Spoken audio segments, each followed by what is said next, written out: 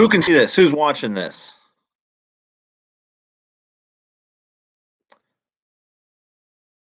Hello, Megan. I see Raul and Ruby. Oh my goodness, look at the technology working. How exciting. I'm going to close that blind. A lot of sunlight coming in there.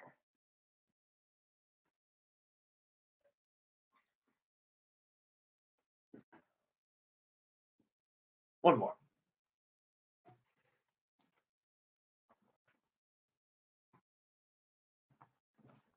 Oh, how exciting. Look at this. Look, I got Raul and Ruby and Ryan Brown and Jad is in here. Oh, this is going to be fun. All right, guys. Well, today this one won't be, as serious. I'm going to try to keep it to 30 minutes. Feel free to type any questions into the chat box and I'll try to answer them.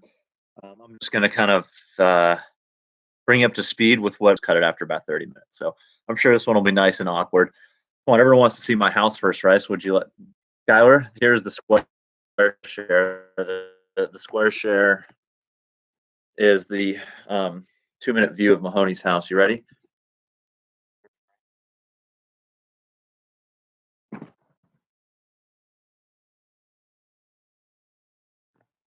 And then here's my kitchen. Very exciting.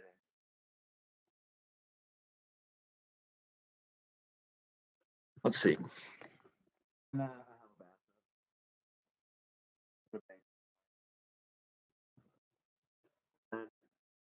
about it. My studio is like 230 square feet. It's pretty small. So how exciting. I have a chair that I sit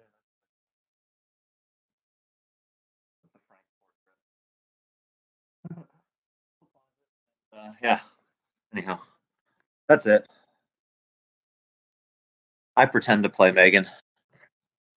I can kind of pluck around a little bit. Okay. So some of you guys saw that there's like a schedule. Maybe we'll use a different program in the future and I can do that is basically the entire day broken down into 30-minute intervals. I don't really know what he wants us to do with that.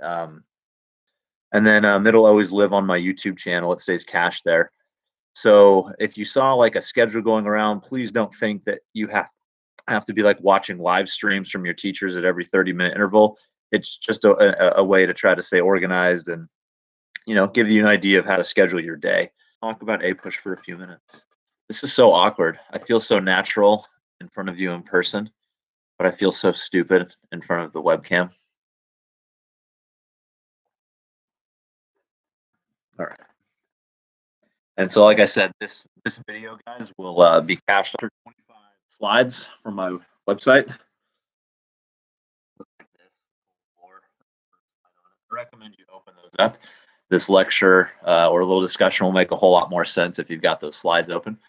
Remember, they live on my website, mahoneyhistory.wordpress.com. So open those slides. So again, we're just going to do this for probably 20 minutes today, guys. Just a few vocab terms, and we'll see how it goes. This is our Cold War chapter. You remember we left off with the nuclear bombing of Japan and the surrender of the Japanese, and then ultimately the surrender of the Nazis. And that brings us right to 1945, folks. That's where we have left off. And as soon as we're out of World War II, folks, we begin the Cold War. A lot of historians will argue that the Cold War starts before World War II is even over. A lot of historians will argue that, by not telling Stalin about the nuclear bomb, we've effectively sowed seeds of distrust. And so either way, just be aware that chronologically, right after World War II is over, we are entering a period of the Cold War. The main vocabulary term we're going to talk about, guys, is containment. You'll see that as the first little bullet point on the first slide. And we'll talk about 3 kinds of containment. My girlfriend told me I need to do props and stuff, so I'll try and do some funny props and stuff in the future, but not today. So anyhow, containment, that's what we're going to focus on. There's really 3 types of containment that they'll ask you about on the AP test, guys. There is military containment. You're going to see we're going to use military force to try to stop communism from spreading. When I say containment, I mean containing the spread of communism. And so we'll see military containment. We'll give military aid to nations all around the world, and then there'll be actual military incidents that you've heard of, things like the Korean War, a massive attempt to militarily contain communism. The Vietnam War, another attempt to militarily contain communism. See military action. We'll see economic containment. A lot of these nations we're just going to throw money at. If we don't throw the U.S. military at communists, oftentimes we throw money at the people opposing them. And there'll be several assist them. They're going to be more receptive to communism. So we're going to look at financial containment as well. And then political containment. That's mostly going to occur within the United States. But how do you contain government employees for alleged communist ties? And so again, military containment, economic containment, and I'll just call it couple slides today. So going down to looks like this. Stalin and Churchill and Roosevelt. Check that out. Maya says her Wi-Fi is not working. I don't know. It's working for me. I haven't noticed it getting choppy, Maya. Maybe someone else can chime in and tell Maya if it's just her awful Wi-Fi or if it's. Kaya says it's freezing for her too. Freezing for everyone, off and on. I don't know what to say. Maybe when it's cached, the video is cached, it'll. Everyone says it's. Everyone says it's freezing in and out. So, Zoom for any of these lectures yet? Does Zoom work better?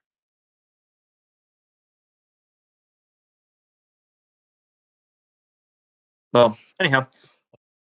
So your first slide that we're going to work at here has the vocabulary term is Yalta and Potsdam. These are two conferences right at the end of World War II. And you will not be like, you'll never be writing an essay or anything on Yalta and Potsdam, but it's just important you know what they are.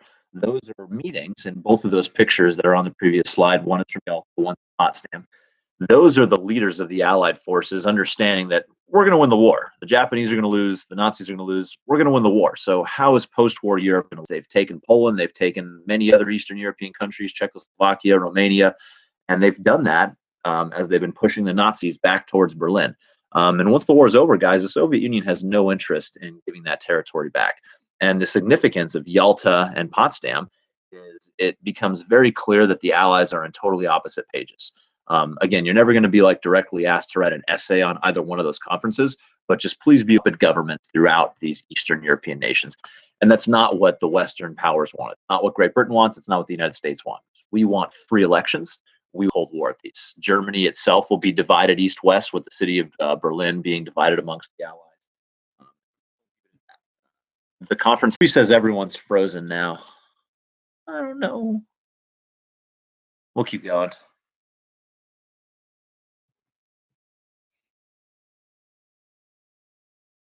Can anyone hear me now, or is everyone frozen? Okay, a few people can hear. Cool. Next slide real quick, folks. I'm just going to do one or two more of these since it's so questionable on the technology. Is also at these conferences, Yalta and Potsdam, this is when we create the United Nations. You will never be given an essay on conflict from happening. The League of Nations, guys, obviously didn't work. It did not prevent World War II from occurring. But we are going to try again. We're going to try to create another international body to try to mediate conflicts, and that's called the United Nations. You guys have heard of the United Nations. Even if you don't know, exactly what they do, address things like genocide. But nowadays, guys, the UN will often, get involved. When it's to get involved, you got to, take that with a grain of salt. They will pass resolutions on climate change. And again, the United Nations is made up of member states. I don't know exactly how many countries are in the UN. There's 200 and something. Most countries are in. Maybe you are, some type of dictator. You might have a UN peacekeeping force sent to stop you from whatever it is you're doing, whether it's gassing your own people like Saddam Hussein or engaging in some other atrocity like in Darfur, in the southern Sudan. You'll send a UN peacekeeping force. In the Iraq War in 2001, or I'm sorry, 2003, that George Bush was heavily involved in. People give him a lot of crap for that, but we had allies. The United Nations initially was supporting us, so just be aware. Josh says lower video quality. Josh, how do I do that? How do I lower the video quality? Let me see. How about chat? Microphone. I might have to just try to lower the video quality really see an option. I'm looking at for settings. I got the little hamburger bar, the little things, pop out chat, toggle timestamps. I think, Josh, that I set the quality settings before I launched this.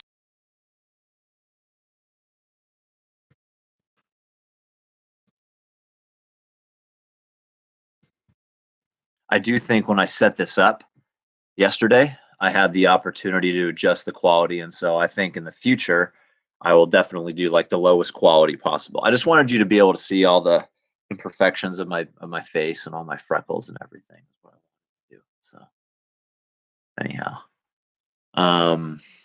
So folks, give me your feedback. Should we try to continue on for 15 more minutes or should I stop? And yes, Kai, it will be on YouTube.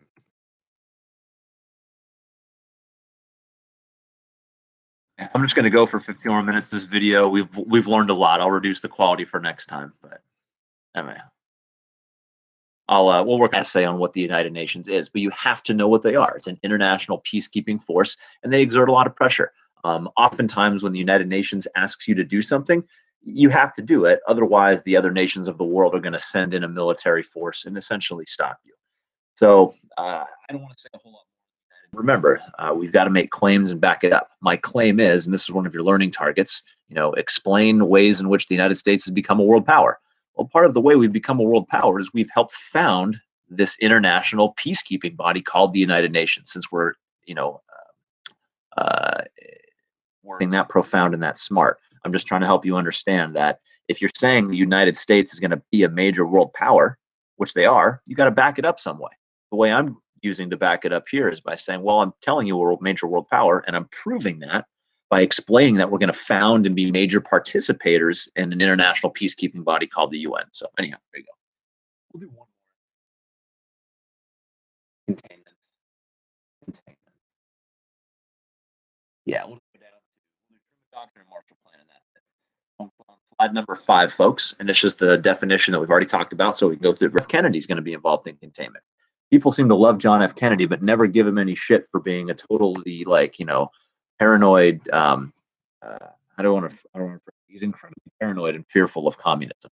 And a lot of times people don't realize that Kennedy is one of the people that really commits our ground troops to Vietnam. But we're in Vietnam, folks, all the way in the 1950s with Eisenhower. So just please be aware of what we do to contain communism. We are going to try to contain it wherever it breaks out in the world. There's all sorts of examples in Greece, in Turkey, in Egypt. Your textbook will highlight several examples, but you got to know what containment is. And please be aware that it's basically setting the stage for our foreign policy for the next 30 years. Josh says if you have some wired earbuds, and Josh says get like earbuds with a microphone in them so you can hear better. Got it, Josh. Because every time I think I look away, the microphone doesn't pick it up. Thanks, Josh. Cool. I will do that. I will get some headphones with a little earpiece and then a little microphone right here, or a little microphone I can clip on and then plug into the computer. Cool. All right. Containment. You know what containment is? Again, military containment, economic containment, political containment. Cool. The Truman Doctrine. Now, guys, this vocab word. Yes. You'll probably see it on a test. It's a speech given in 1947 where he says, and this is really important, guys. Truman says that it is our duty to support free people wherever they are if they're resisting communism. So he's essentially writing a blank check to anyone who is resisting communism. If you're a free nation and even if you're not a free nation, but you're resisting communism, you'll often find that many of these people who resist communism are not free whatsoever. In fact, the Western-backed South Vietnamese government is essentially notoriously repressive. But, Truman Doctrine states, folks, and this is going to drive our foreign policy, and this is where I'll leave it today. The Truman Doctrine states that it is our duty as Americans to support peace-loving, freedom-loving people anywhere they're resisting communism. It sounds good on paper. Some of the regimes that we support are going to be legitimate regimes that are really fighting communist assholes. Other times, we're really supporting the wrong guys in the struggle. What the Truman Doctrine is very important, and once you understand the logic behind it, it helps you understand why we're going to throw billions and billions of dollars at seemingly random countries. The same year that this is put out, guys, in 47, we give Greece and Turkey something like it's between 3 and 500 million. Don't quote me, your textbook will say it, but we give them several $100 million in 1947 because there is, a communist insurgency. There's an attempted communist revolution in both of those nations in the 1940s. The United States, does not want to see Greece or Turkey fall to communism. We throw 350 to 500 million dollars at both of those nations. We don't send military forces. That's an example of financial containment. You could argue it's military containment as well, guys. But again, we are going to throw money at this problem. That's what the Truman Doctrine is all about. So please be aware that what that vocabulary term is. It's a famous speech. When you take your quiz, very, very good chance that there's going to be a quote from the Truman Doctrine on there. And you would say, oh man, the Truman Doctrine is responsible for the Korean War. It's responsible, arguably, for the Vietnam War. It's responsible for the Marshall Plan. It's responsible for all sorts of action we're going to take. Josh, I will make the test. Test will be up. I'm going to make it up tonight. Says test. Yeah, proxy war. That's a good one, Raul. I really like that you said that. That's actually a vocab term that I was going to talk about tomorrow when I actually do the Korean War, guys. Proxy war. It's countless examples.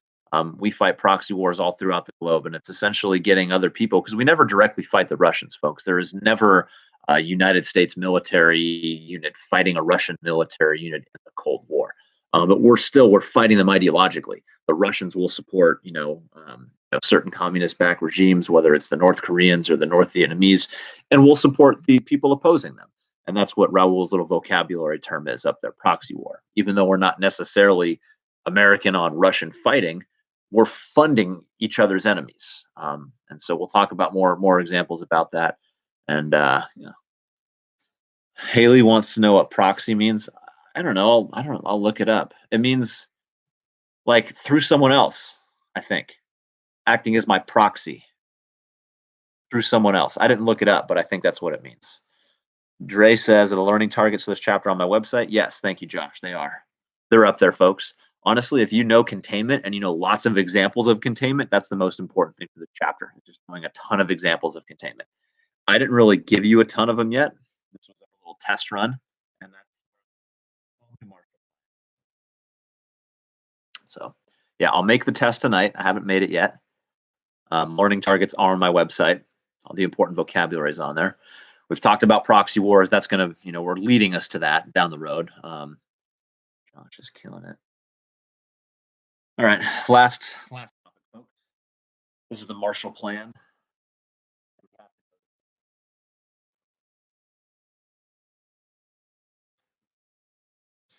Yes, Olivia, take notes on the slides. It's the vocabulary, so definitely Olivia. Megan says, when's the next stream? Do you guys want me to do this again tomorrow? If you want me to do it again tomorrow, say yes. I do this again tomorrow. If you guys want me to, I will. Okay. I don't know if I'll have good headphones by then, but I'll do it again at 9:30 tomorrow. So the other question was, so Olivia says, take notes on the slide. Yes, Olivia, take notes on the slide for sure. Hope says, we'll be able to take the test tonight. Yes, Hope you will. I'm going to make it this afternoon after I go eat lunch, and then it'll be up there. See, Xavier, I didn't even look up proxy, and I knew what it meant.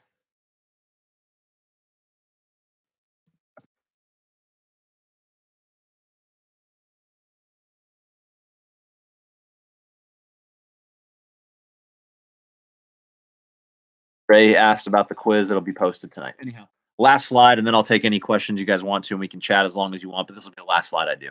And I already mentioned this briefly, but here's the big one. 7, and this is the Marshall Plan. This is really simple. It's a very complex plan, but made very simple. Guys, Europe has been destroyed. No, Dre, you don't have to take it tonight. Take it by Friday. Europe has been destroyed. They don't really have the ability to feed themselves in the years after the war. Their agricultural industries have been destroyed. Their railroads have been destroyed. Their bridges. There's no infrastructure. Even if you could grow the grain, you would have no way to ship it. Europe literally needs to be fed for a couple of years, folks, and they need help rebuilding. This is called the Marshall Plan. This is the United States' desire to see these countries be receptive to capitalism. Now, guys, someone's going to rebuild Europe. It's either going to be Western backed democracies or it's going to be Eastern backed capitalist regime. Are we going to let the Soviet Union rebuild Europe? No, we are going to be the ones to fund the rebuilding of Europe with the explicit goal of making them more receptive to capitalism. Guys, there's a reason why France, Spain, Germany, Austria, a couple other Western European nations never fall to capitalism. I'm sorry, never fall to communism. And I would argue that it has something to do with the immediate financial aid they're given in the war, in the immediate after war years. You just have to know what the Marshall Plan is. We give them money. We give them literally food and grain. We send over construction supplies along with the expertise to get construction projects going. We loan certain businesses money. We prop up the European countries in the immediate years when they're absolutely destroyed after the war. There are a ton of details about it that you can look up. One of the quotes I have here, critic calls it an international WPA. Remember the WPA from the New Deal? Stimulating public works projects. We are doing the same type of thing in Europe that we are doing in the Great Depression in our own country. International WPA. That was a really, really good quote. This plan is successful. It gets many of the economies back on track. They were fascist before the war. And you're right. So Jack says Franco's in Spain. Let me look and see when he's taken out.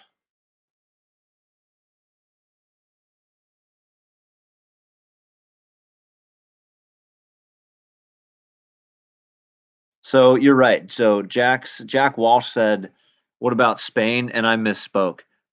Spain will have technically a fascist ruler, Franco, but it's not fascist in the sense of that off Hitler fascism. It's extreme right wing. They do allow private property. They are receptive. Remember, guys, fascism is right wing. Fascism is not communism. So I think what that says is the United States will allow you to be fascist as long as you're not killing all the citizens. That's kind of a joke, but Franco is going to be a hardcore in Spain all the way up and through the 1960s.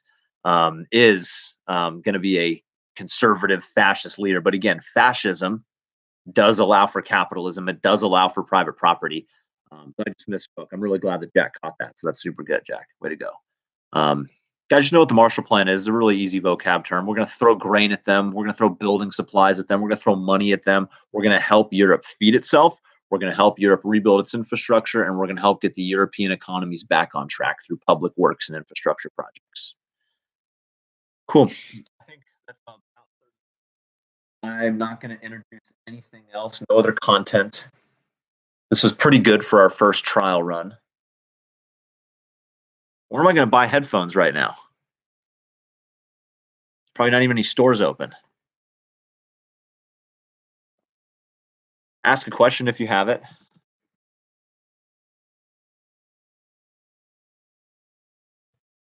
I want you to know containment. Yeah, I'm probably going to have to buy them online and get them delivered. I don't think any store will be open. Maybe you're right, Jack. CVS might be open. No, Josh, I don't think school is going to be back in session, but I don't know.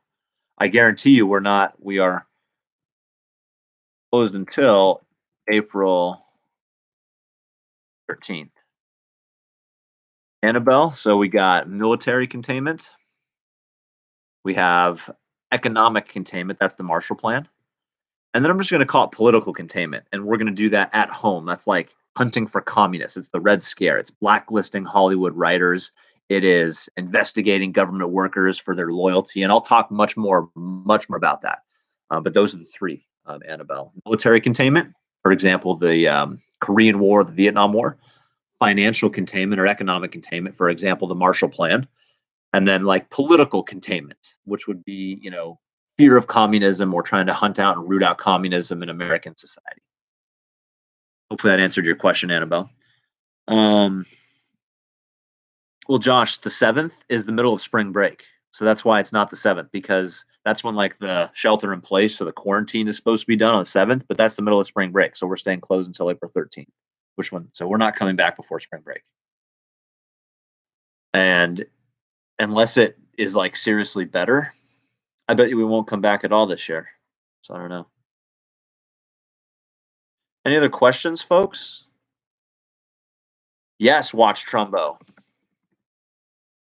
You could probably rent it on Amazon for $1.99. I can't ask you to pay for it, but if you watch Trumbo, it's so good. Please watch Trumbo. You don't have to, but I really would recommend you do it. I don't know, Megan, what's going to happen to the seniors. The state of California is just going to have to give a bunch of them diplomas. I mean, this is just going to be the year where we only did 160 days of school instead of 185.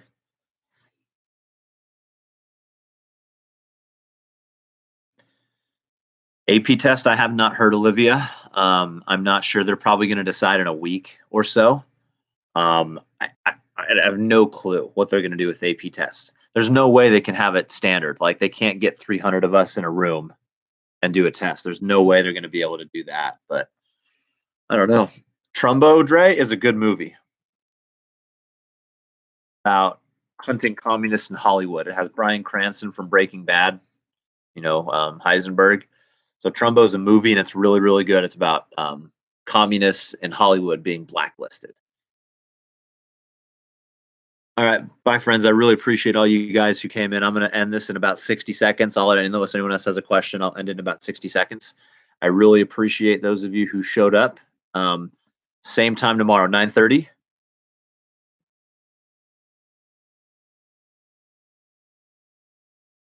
If you can't make it, the video will be stored on my channel. Oops. Yes, you can take a bite, Frank. You mind, Granted.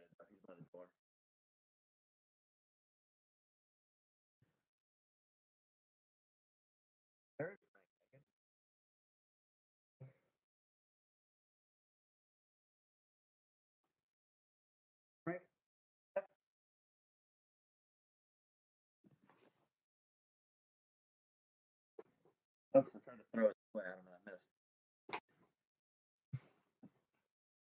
All right, bye, friends.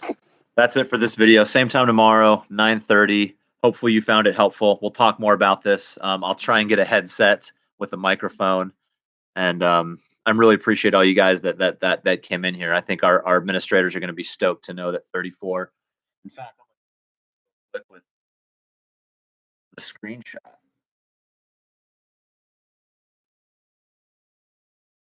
Cool. I really appreciate you guys coming in here, and stay safe out there. I will see you tomorrow at 9:30. I'm checking email all day. If you want to Skype or Google Classroom or Google Hangout or whatever, just hit me up. We'll figure it out. That's the end of this stream. Bye, friends. I'll see you tomorrow at 9:30.